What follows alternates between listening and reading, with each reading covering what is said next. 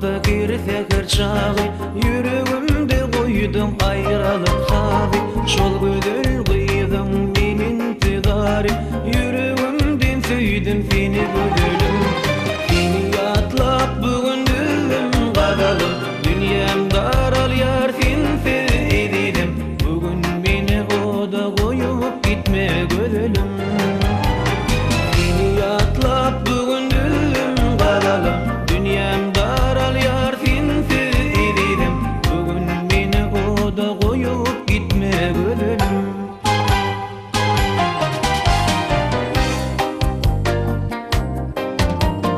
Yalvarşım çalışmanın güzel kıyda İsnesin çöküyün önümde dıyda Ya da sen yüreğim dönümü buğda Yalvaryan közüme beni gödülüm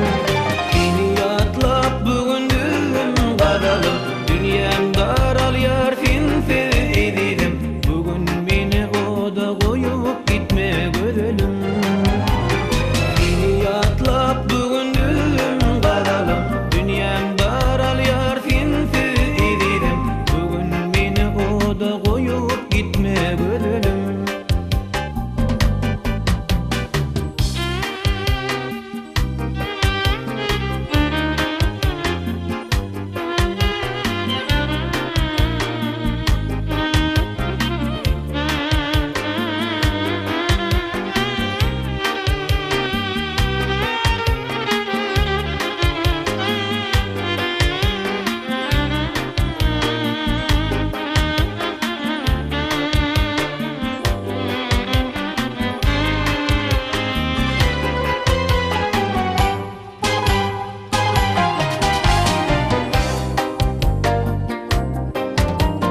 Yadımdan çıkmaz hiç yağışlı gece Boğurca gözlerim bağıtıma bice Sorman lidimden alamda poza Gönlüme degdim mi şol